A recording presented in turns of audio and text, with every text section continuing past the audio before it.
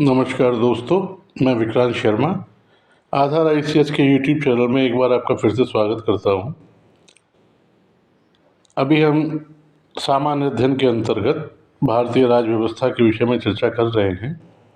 Last videos में आपने राष्ट्रपति, उपराष्ट्रपति, प्रधानमंत्री इत्यादि के विषय में प्रश्न हल किए थे। आज हम संसद के विषय में चर्चा करेंगे। बहुत ही जल्द दोस्तों हमारे अन्य वीडियो भी आप तक पहुंचने लगेंगे। इतिहास, हिंदी, इंग्लिश और जो सब्जेक्ट्स हैं उनके नोट्स आप तक पहुंचने लगेंगे। तो प्लीज़ चैनल को सब्सक्राइब रखें, लाइक करें, अपने फ्रेंड्स के साथ शेयर करें। और अगर आप कुछ नया जानना चाहते हैं तो हमें कमेंट बॉक्स में कमेंट करके ज़रूर बताएं। चलिए आज शुरू करते हैं संघीय विधायिका संसद। तो दोस्तों इसमें पहला प्रश्न जो है वो दिया है, लोकसभा में राज्यवार सीटों का आवंटन सन 1971 की जनगणना पर आधारित है। यह निर्धारण किस वर्ष तक यथावत रहेगा?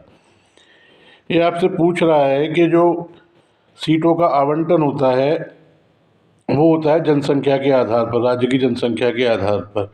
हमने 1971 की जनसंख्या के आधार पर किस वर्ष तक सीटों की संख्या इसी प्रकार से या यथावत रखने का संवैधानिक संशोधन किया है।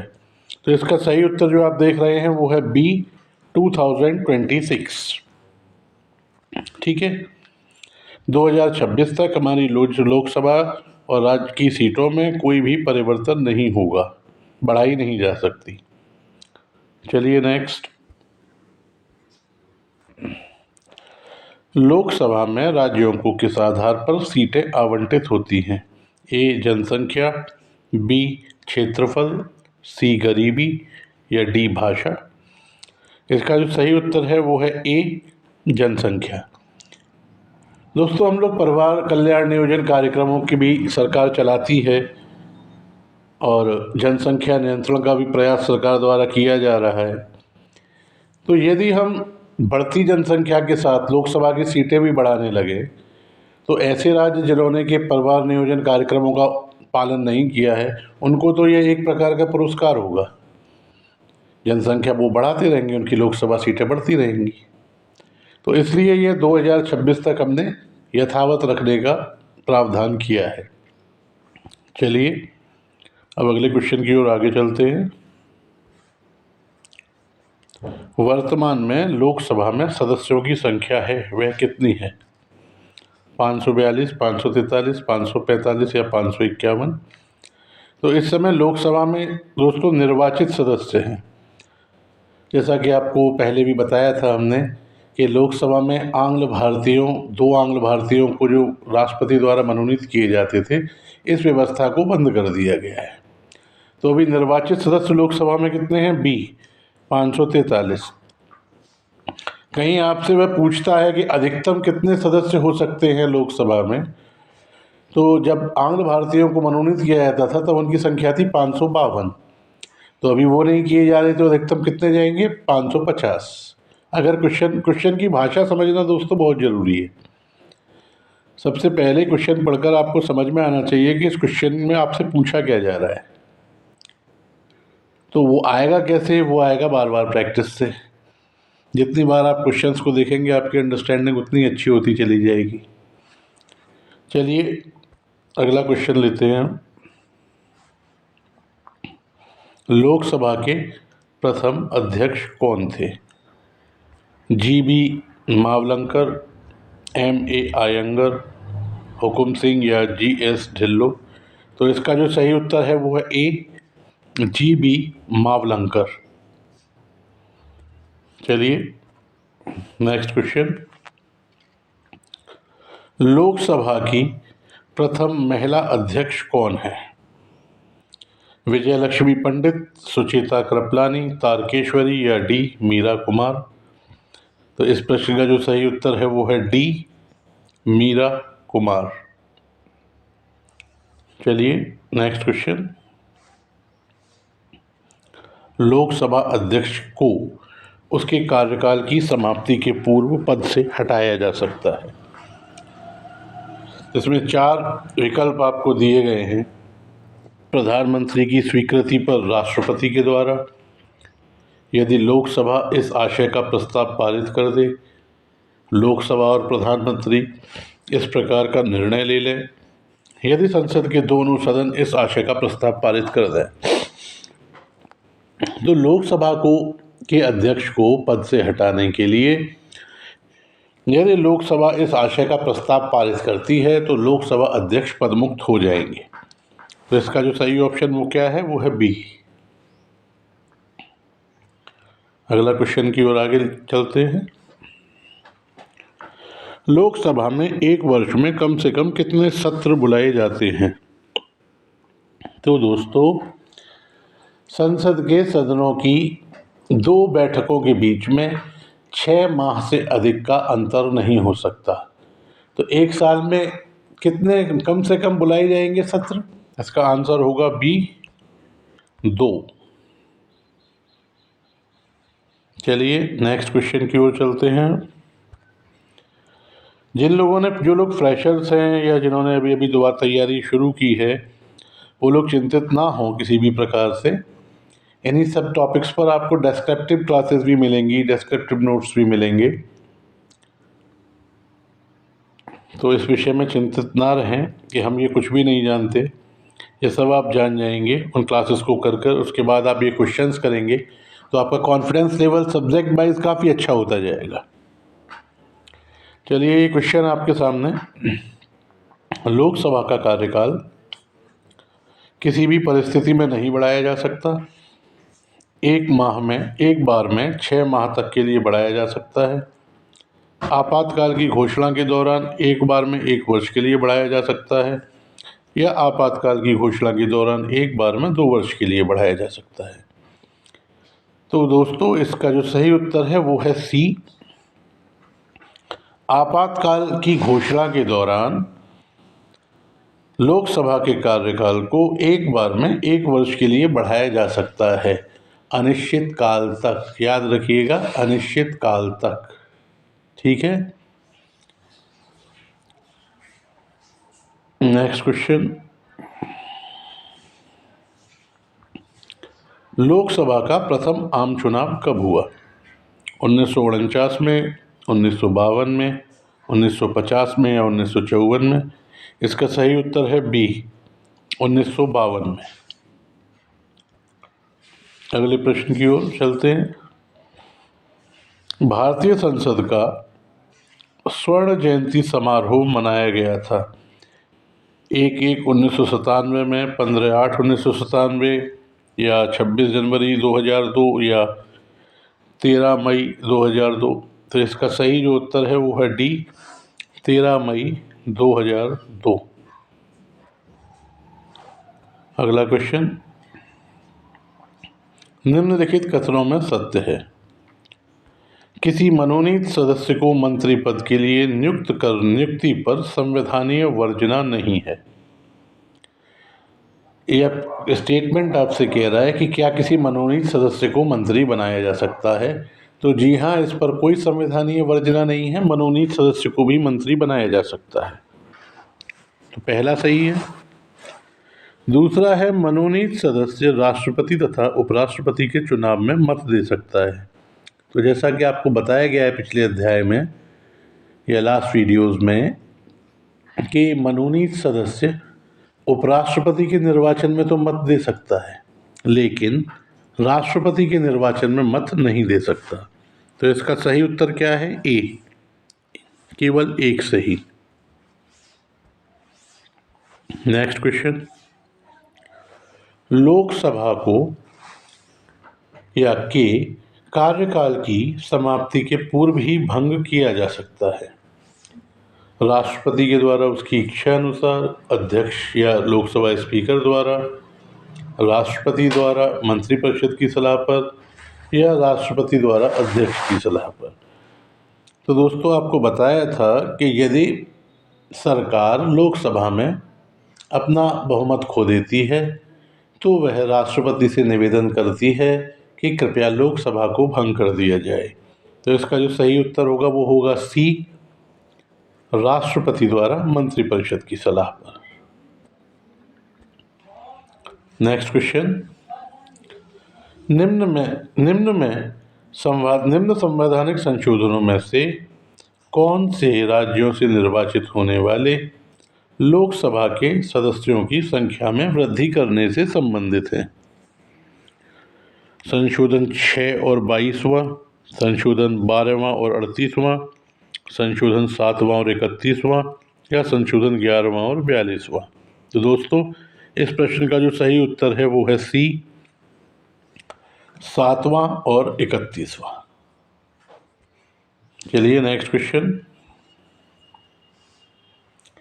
लोकसभा में शून्यकाल की अवधि अधिक से अधिक कितनी हो सकती है? 30 मिनट, 1 घंटा, अनिश्चित काल के लिए या 2 घंटे? सबसे पहले इसका सही उत्तर लगाइए।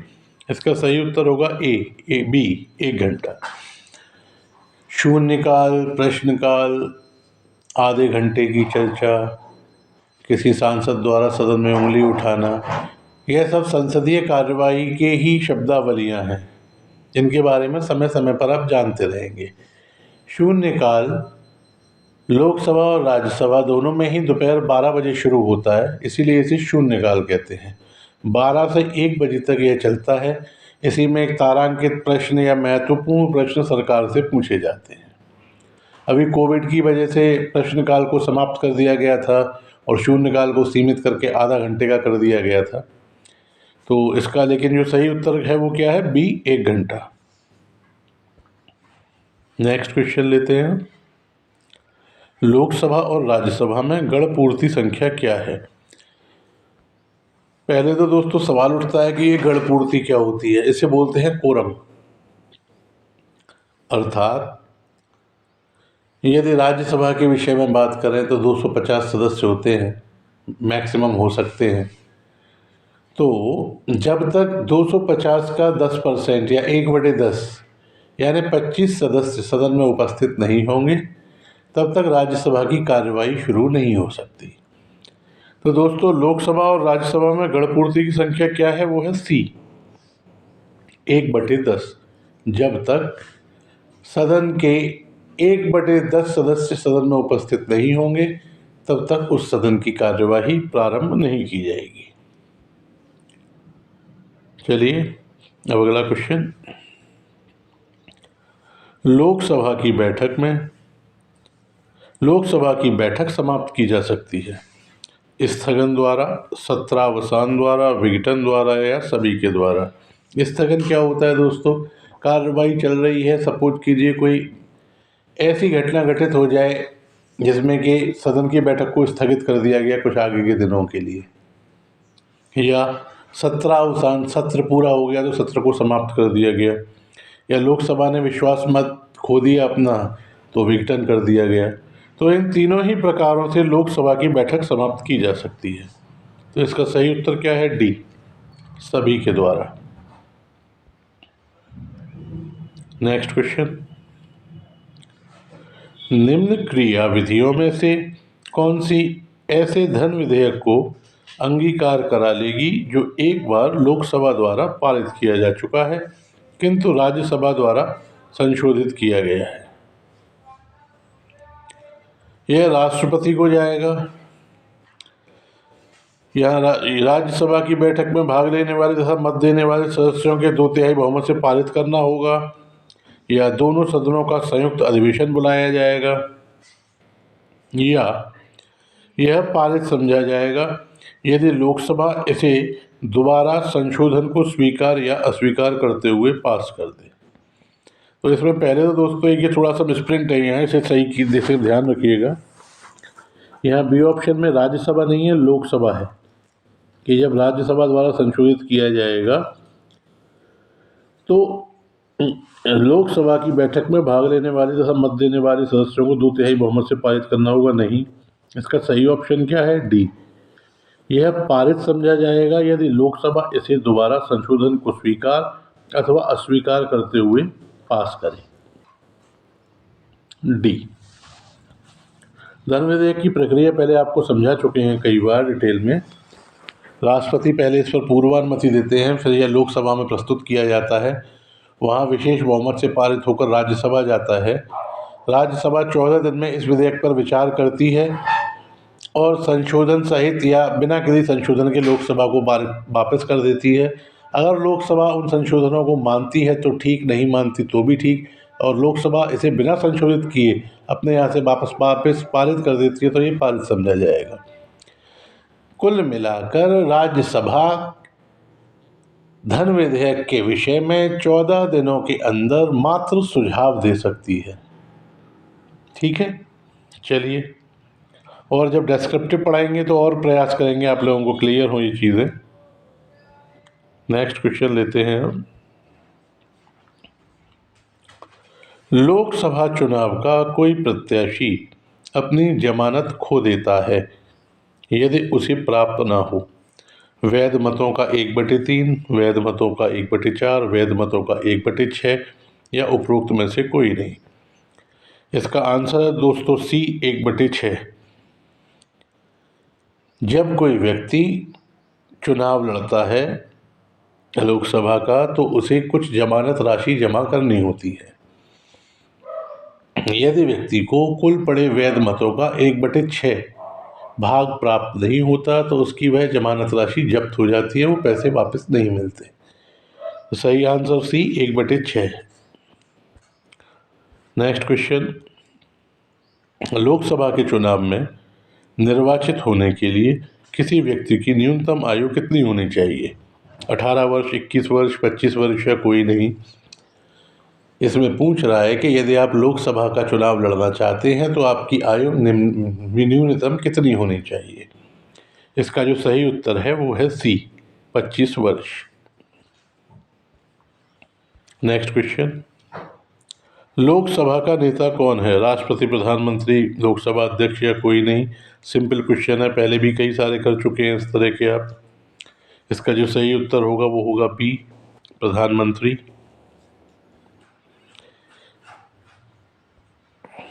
नेक्स्ट। संविधान के किस संशोधन द्वारा लोकसभा के सदस्यों की संख्या 525 से बढ़ाकर 545 कर दी गई? ए 31, बी 35, सी 42, डी 45। इसका सही उत्तर है ए, 31वें संशोधन द्वारा। Next question. राज्यसभा का सदस्य बनने हेतु अर्हताओं के संदर्भ में निम्नलिखित कथनों पर विचार कीजिए तथा उसके नीचे दिए गए कूट से सही उत्तर चुनिए। उम्र कम से कम 30 वर्ष होनी चाहिए। जी हाँ दोस्तों, बिल्कुल सही है ये ऑप्शन। जहाँ से अभ्यर्थी को निर्वाचित किया जाना है उस राज्य की मतदाता सूची में मतदाता के रूप में पंजीकृत होना चाहिए। दोस्तों ये ऑप्शन गलत है, क्योंकि जिस व्यक्ति को निर्वाचित होना है उसके लिए राज्य की अनिवार्यता नहीं है, वो भारत की किसी भी मतदाता सूची में सूचीबद्ध हो सकता है। आवश्यक नहीं है कि संबंधित राज्य की मतदाता सूची में ही वह शामिल हो। और तीसरा है, राज्य के अंतर्गत लाभ का पद धारित नहीं होना चाहिए। यह भी सही है। तो सही कौन से हैं? 1 और 3। तो सही ऑप्शन क्या है? बी, 1 और 3। चलिए अब नेक्स्ट क्वेश्चन लेते हैं। निम्नलिखित विशेषाधिकारों में से कौन से भारत के संविधान द्वारा राज्यसभा को प्रदत्त किए जाते हैं? राज्य का वर्तमान राज्य क्षेत्र परिवर्तित करना और राज्य का नाम परिवर्तित करना? नहीं दोस्तों, संसद का कार्य है यह, दोनों ही सदनों का। संसद को राज्य सूची में नियम बनाने और एक अथवा अधिक अखिल भारतीय सेवाओं का सृजन करने हेतु सशक्त बनाने के लिए एक प्रस्ताव पारित करना। तो जो सही ऑप्शन है वह यही है, बी। और ऑप्शंस जो दिए हैं, राष्ट्रपति की निर्वाचन प्रक्रिया में संशोधन करना और राष्ट्रपति की सेवानिवृत्ति के पश्चात उसकी पेंशन निर्धारित करना, चुनाव आयोग के क्रियाकलापों का निर्धारण करना, ये दोनों सदन मिलकर कर सकते हैं। लेकिन राज्यसभा का आपसे यहाँ पूछ रहा है विशेषाधिकार, तो ऑप्शन बी इसके लिए क्या है? सही है। Next question. भारतीय संविधान के अंतर्गत निम्नलिखित में से कौन सा अनुच्छेद संसद को राज्य सूची के विषय के संबंध में विधि बनाने की शक्ति प्रदान करता है? अनुच्छेद 115, 116, 226 या 249। तो इसका सही उत्तर है 249। अब यहाँ एक चीज़ ध्यान रखिएगा कि अनुच्छेद 249 के माध्यम से राज्यसभा संपूर्ण भारत के लिए यह प्रावधान करवा सकती है या संपूर्ण भारत के लिए कानून बनाने के लिए संसद को स्वीकृति दे सकती है। अनुच्छेद 252 दो या दो से अधिक राज्यों के विषय में संसद को कानून बनाने के लिए स्वीकृति देने से संबंधित है। जो 249 के तहत कानून बनेगा वो 1 वर्ष तक अधिकतम जीवित रहेगा सभी राज्यों पर, और जो 252 अनुच्छेद के तहत कानून बनेगा वो संबंधित उन्हीं राज्यों पर लागू होगा जिनके लिए सिफारिश की गई है, और उन राज्यों की इच्छा तक वह लागू रहेगा। चलिए अब अगला क्वेश्चन लेते हैं। निम्नलिखित कथनों में से कौन सा एक भारत के संविधान की चौथी अनुसूची को सही वर्णित करता है? इसमें संघ और राज्यों के मध्य शक्तियों का वितरण सूचीबद्ध है। इसमें संविधान की सूचीबद्ध भाषाएं हैं, जनजाति क्षेत्रों का प्रशासन है, या राज्यसभा में स्थानों का आवंटन है। तो इसका जो सही उत्तर है वो दोस्तों वो है डी, कि इसमें राज्यसभा के स्थानों का आवंटन है। अगला क्वेश्चन, राज्यसभा की निश्चित सदस्य संख्या कितनी है? 220, 230, 240 या 250? तो आपको बताया गया है कि राज्यसभा में अधिकतम सदस्य कितने हो सकते हैं? 250। इसमें से 238 सदस्य राज्य और संघ शासित क्षेत्रों से लिए जाते हैं तथा 12 सदस्य राष्ट्रपति के द्वारा मनोनीत किए जाते हैं। अगला, राज्यसभा के सदस्य चुने जाते हैं 4 वर्ष के लिए, 5 वर्ष के लिए, 6 वर्ष के लिए या आजीवन। तो दोस्तों जो राज्यसभा के सदस्य होते हैं वो 6 वर्षों के लिए उनका चुनाव होता है। आंसर क्या होगा? सी। नेक्स्ट क्वेश्चन, राष्ट्रपति द्वारा राज्यसभा में कितने सदस्य मनोनीत किए जाते हैं? 10, 15, 12 या 20? अभी आपको बताया 250 सदस्य, 238 राज्य और संघ शासित प्रदेशों से, और 12 सदस्य राष्ट्रपति द्वारा मनोनीत। यहीं पर एक छोटी सी बात बताएंगे कि राज्यपाल भी विधान परिषद में मनोनयन करते हैं।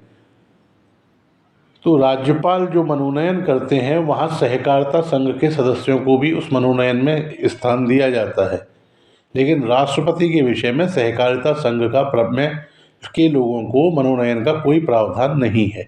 याद रखिएगा, क्योंकि जो क्वेश्चन आपसे वहाँ पूछेगा उसमें सहकारिता संघ ऑप्शन में पक्का होगा। चलिए नेक्स्ट क्वेश्चन लेते हैं। यदि सरकार राज्यसभा में पराजित हो जाए तो क्या होता है? प्रधानमंत्री त्यागपत्र दे देता है, संसद भंग हो जाती है, राष्ट्रपति शासन लागू हो जाता है, या उपरोक्त में से कोई नहीं। तो ज़्यादातर लोग जो इसका आंसर लगाएंगे वो लगाएंगे ए, प्रधानमंत्री अपना त्यागपत्र दे देता है। लेकिन आंसर लगाने से पहले क्वेश्चन को दोबारा पढ़िए अच्छे से। वह पूछ रहा है यदि सरकार राज्यसभा में पराजित हो जाती है, और आपको बताया गया है कि राज्यसभा एक स्थायी सदन है, उसमें कुछ भी नहीं हो सकता, राज्यसभा भंग नहीं होती। दूसरा, जो लोकसभा है वह उत्तरदायी किसके प्रति है? सरकार उत्तरदायी है लोकसभा के प्रति। तो इसका जो सही आंसर होगा वो होगा डी, उपरोक्त में से कोई नहीं।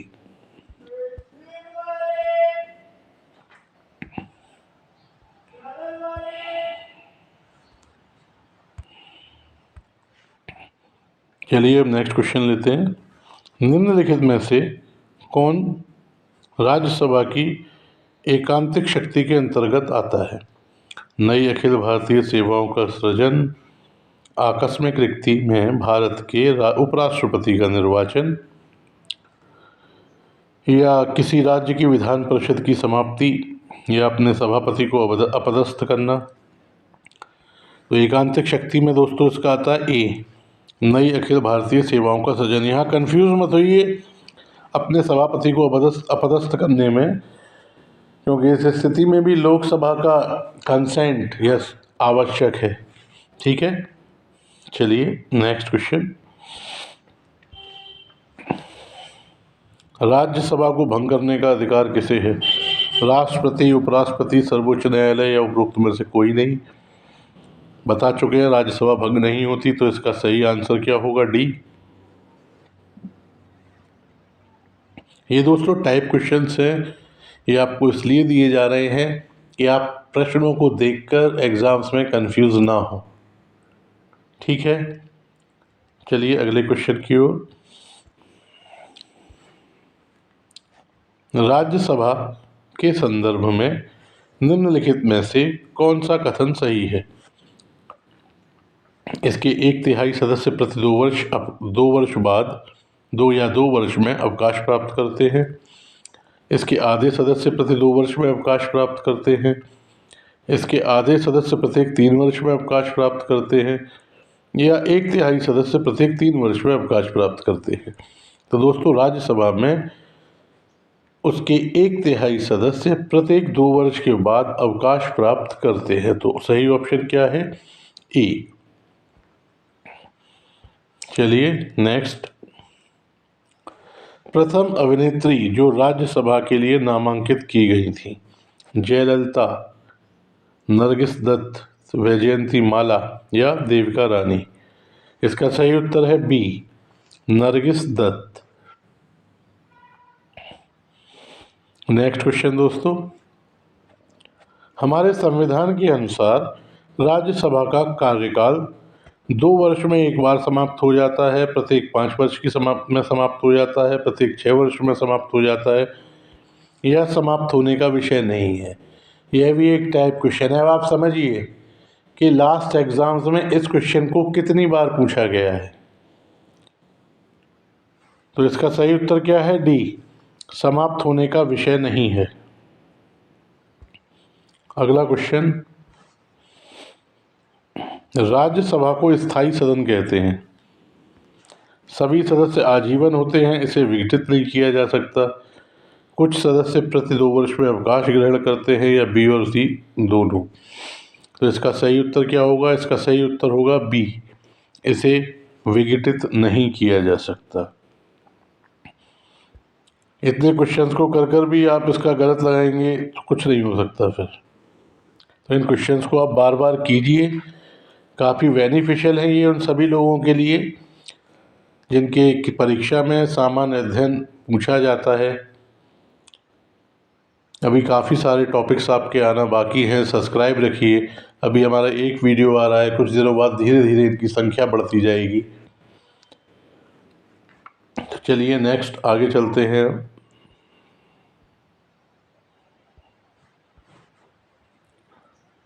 भारतीय संसद किस रीति से प्रशासन पर नियंत्रण करती है?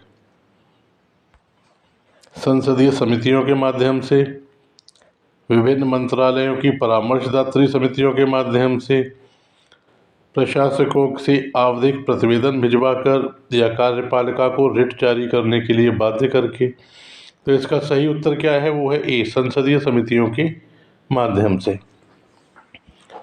आपको बताएंगे आगे कि काफ़ी सारी समितियां सदन में बनाई जाती हैं, जिनमें लोकसभा, राज्यसभा, विपक्ष सभी से सदस्य लिए जाते हैं, और वह बहुत सी अलग अलग रिपोर्टों को जांचते हैं, प्रतिवेदनों को जांचते हैं। जैसे लोक लेखा समिति CAG के द्वारा जो परीक्षण किया जाता है उस प्रतिवेदन को जांचती है। तो संसदीय समितियों के माध्यम से भारतीय संसद प्रशासन पर नियंत्रण करती है, या यहाँ प्रशासन की जगह सरकार शब्द भी लिखा मिल सकता है आपको। नेक्स्ट क्वेश्चन, राज्यसभा के सदस्य चुने जाते हैं राज्यों की विधानसभाओं से, या राज्यों की विधान परिषद द्वारा, या राज्यों की विधानसभा तथा विधान परिषद द्वारा, या नगरपालिका एवं ग्राम पंचायतों के सदस्यों द्वारा? तो इसका सही ऑप्शन है दोस्तों ए, राज्यों की विधानसभाओं द्वारा। राज्यसभा के जो मेंबर्स हैं उसमें आपने भाग लिया है क्या? कभी नहीं लेते, क्योंकि यह अप्रत्यक्ष चुनाव होता है। राज्यों की विधानसभाओं के सदस्यों द्वारा विधानसभा में जो प्रतिनिधि आप चुनते हैं वो आपके प्रतिनिधि इस चुनाव में भाग लेते हैं। नेक्स्ट क्वेश्चन, निम्नलिखित में से कौन सा एक कथन राज्य सूची के विषय के संबंध में विधि बनाने की संसद की शक्ति के बारे में सही नहीं है? ए, राज्यसभा को घोषित करना होगा कि ऐसा करना राष्ट्रीय हित में है। सही है। राज्यसभा को उपस्थित और मतदान देने वाले सदस्यों में से कम 2/3 सदस्यों द्वारा समर्थित संकल्प पारित करना होगा। यह भी सही है। ऐसी विधि संपूर्ण भारत या उसके किसी भाग के लिए बनाई जा सकती है। अभी कुछ देर पहले आपको अनुच्छेद 249 और 252 में यह बात बताई गई थी। यह भी सही है। यह राज्य सूची में सम्मिलित विषय के संबंध में राष्ट्रीय हित में विधि केवल राज्यसभा बना सकती है। तो डी इसका गलत है। ठीक है, यदि कोई राष्ट्रीय हित का विषय होता है तो राज्यसभा उसे घोषित करती है और इससे संबंधित संकल्प को विशेष बहुमत या 2/3 बहुमत द्वारा राज्यसभा से पारित कराती है। ऐसी विधि संपूर्ण भारत या उसके किसी भाग के लिए बनाई जा सकती है। चलिए अब नेक्स्ट क्वेश्चन देख लेते हैं। निम्नलिखित में से कौन वर्तमान में राज्यसभा का सभापति है? एम वेंकैया नायडू, मल्लिकार्जुन खड़गे, राहुल बोस या जगदीप धनखड़? तो अभी उपराष्ट्रपति का चुनाव संपन्न हुआ है, किसने जीता था दोस्तों? जगदीप धनखड़ ने। और राज्यसभा का सभापति कौन होता है? उपराष्ट्रपति। तो इसका सही आंसर क्या होगा? डी, जगदीप धनखड़। नेक्स्ट, संविधान के किस अनुच्छेद के अंतर्गत धन विधेयक को परिभाषित किया गया है? अनुच्छेद 109, 110, 111 या 110 और 11 दोनों में? तो इसका जो सही उत्तर होगा वो होगा बी, अनुच्छेद 110।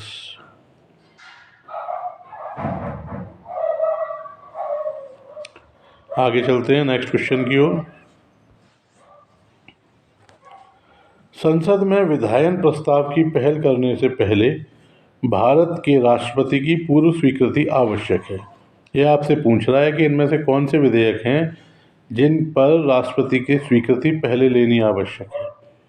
एक, नवीन राज्य के गठन से संबंधित विधेयक पर, या ऐसे कराधान विधेयक जिसमें राज्यों का हित निहित हो, या राज्यों की सीमाओं में फेरबदल करने से संबंधित विधेयक, और धन विधेयक। तो इसका जो सही उत्तर है वो है बी, 1, 3 और 4। यहाँ थोड़ा क्वेश्चन की भाषा पर ध्यान दीजिएगा दोस्तों।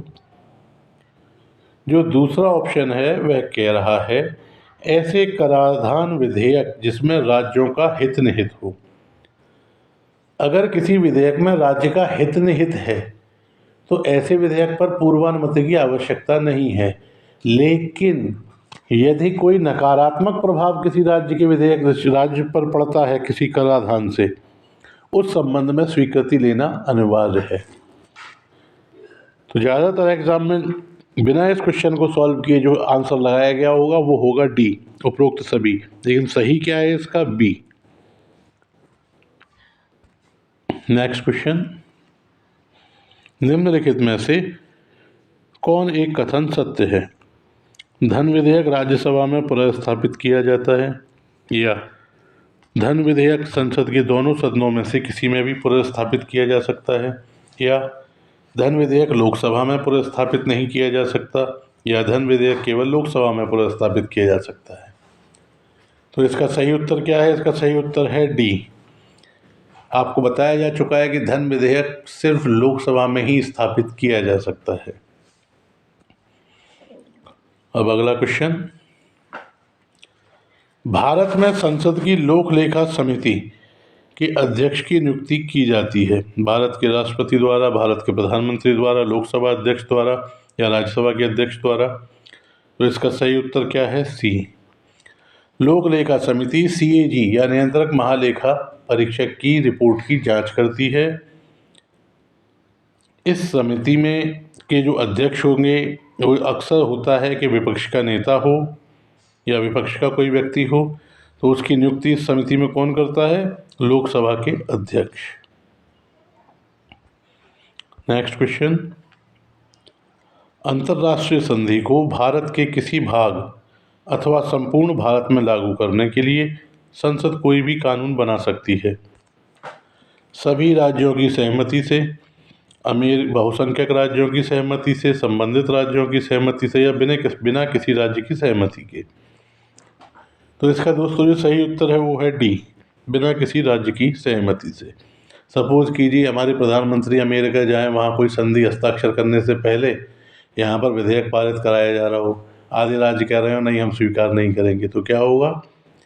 आपकी इंटरनेशनल लेवल पर बेइज्जती होगी। तो इसमें ऑप्शन क्या है? बी, बिना किसी राज्य की सहमति के। नेक्स्ट, निम्नलिखित में से कौन सी विधियां भारत के लोक वित्त पर संसदीय नियंत्रण रखने के काम आती है? सबसे पहले यह प्रश्न पूछ रहा है कि जो भारत की संचित निधि में पैसा आता है उसका खर्च सरकार सही कर रही है या नहीं कर रही है, या सही प्रकार से उसका उपयोग करे तो संसद सरकार को किस प्रकार से नियंत्रित करती है। आगे ऑप्शंस आपको दिए गए हैं। संसद के सम्मुख वार्षिक वित्तीय विवरण प्रस्तुत किया जाना, बिल्कुल सही है ये ऑप्शन। उसमें प्रत्येक मांग पर और अनुदानों से पहले क्या होता है? वोटिंग होती है, बहस होती है। विनियोग विधेयक पारित होने के बाद ही भारत की संचित निधि से मुद्रा का निकाल पाना, यह भी बिल्कुल सही है ऑप्शन।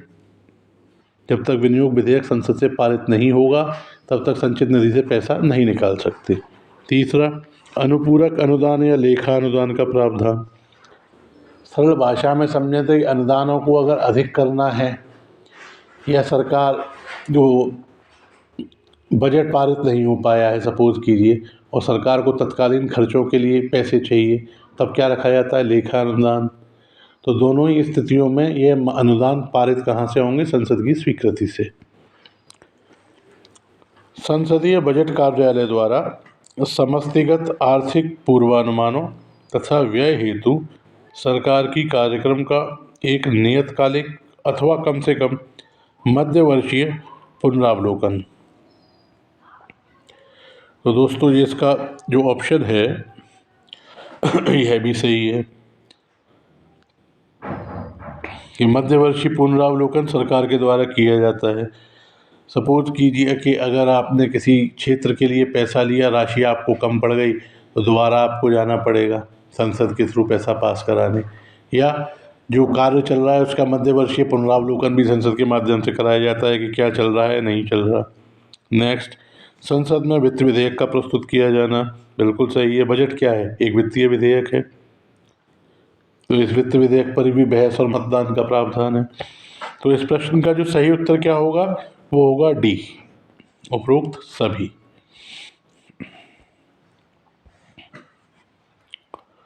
अगर कोई धन विधेयक लोकसभा द्वारा स्वीकृत हो जाए तो राज्यसभा इसे अधिक से अधिक कितने समय तक रोक सकती है? आपको बताया जा चुका है, इसका आंसर बताइए हमें कमेंट बॉक्स में। 6 माह, 4 माह, 1 माह या 14 दिन? तो इसका सही उत्तर क्या है? डी, 14 दिन। नेक्स्ट क्वेश्चन, प्रथम स्पीकर जिनके विरुद्ध लोकसभा में अविश्वास प्रस्ताव लाया गया? बी.आर. जाखड़, जी.वी. मावलंकर, हुकुम सिंह या के.एस. हेगड़े? इसका सही उत्तर है बी, जी.वी. मावलंकर। अब इससे पहले भी आप ऐसा क्वेश्चन कर चुके हैं सॉल्व कि लोकसभा के प्रथम अध्यक्ष कौन थे? आंसर क्या लगाया था आपने? जी.वी. मावलंकर। और यही वह व्यक्ति है जिन पर पहली बार लोकसभा अविश्वास प्रस्ताव आया था। नेक्स्ट,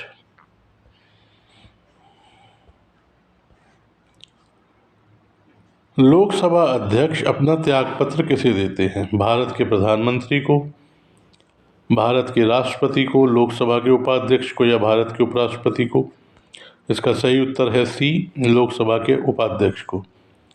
देखिए दोस्तों, याद रखना, राष्ट्रपति अपना त्यागपत्र देते हैं उपराष्ट्रपति को, उपराष्ट्रपति देते हैं राष्ट्रपति को, लोकसभा अध्यक्ष देते हैं लोकसभा उपाध्यक्ष को, लोकसभा उपाध्यक्ष देते हैं लोकसभा अध्यक्ष को। नेक्स्ट, प्रोटेम स्पीकर का कर्तव्य क्या है? स्पीकर की अनुपस्थिति में सदन की कार्यवाही का संचालन करना, सदस्यों को शपथ दिलाना, स्थानापन्न रूप से स्पीकर का कार्य करना जब स्पीकर के चुनाव की संभावना ना हो, या केवल सदस्यों के चयन प्रमाण पत्रों को चेक करना कि वह सही है। तो इसका जो सही उत्तर है वो है दोस्तों बी, सदस्यों को शपथ दिलाना। जब नई लोकसभा बनकर आती है तो कोई व्यक्ति चाहिए पहले सदस्यों को शपथ दिलाने के लिए। उस वक्त एक कार्यवाहक स्पीकर को चुना जाता है जो कि लोकसभा के सदस्यों को शपथ दिलाए। उसे क्या बोलते हैं? Protem speaker. चलिए नेक्स्ट क्वेश्चन, लेखा अनुदान संघ सरकार को अनुमति प्रदान करता है सार्वजनिक ऋण लेने के लिए, भारतीय रिजर्व बैंक से उधार लेने के लिए, राज्यों को अनुदान प्रदान करने के लिए, या निश्चित अवधि के लिए भारत की संचित निधि से धन निकालने के लिए। तो सही आंसर है दोस्तों इसका डी, निश्चित अवधि के लिए भारत की संचित निधि से धन निकालने के लिए। लेखा अनुदान होता क्या है दोस्तों? बजट तैयार करती है सरकार, उसके बाद उसे सदन में पेश किया जाता है। 75 दिन के अंदर सामान्यतः बजट सदन के दोनों सदनों से पारित हो जाना चाहिए, वरना बजट भंग हो जाता है। किसी कारणवश यदि बजट को पास या पारित होने में समय लग रहा है तो सरकार अपनी तत्कालीन आवश्यकताओं की पूर्ति के लिए एक राशि संचित निधि से निकाल सकती है। उस राशि को निकालने के लिए उसे लेखा अनुदान की डिमांड संसद में रखनी पड़ती है। ठीक है दोस्तों, चलिए आगे बढ़ते हैं। आज के लिए दोस्तों यहीं तक। अगले भाग में आपसे फिर मुलाकात होगी जिसमें इसके बचे हुए क्वेश्चंस को हम डिस्कस करेंगे। जिन लोगों ने इस चैनल को सब्सक्राइब नहीं किया है प्लीज़ सब्सक्राइब कर लें ताकि आपको अगले नोटिफिकेशंस मिलते रहें और आप अपनी स्टडी को अच्छे से कंटिन्यू रख सकें। आज के वीडियो को देखने के लिए धन्यवाद दोस्तों।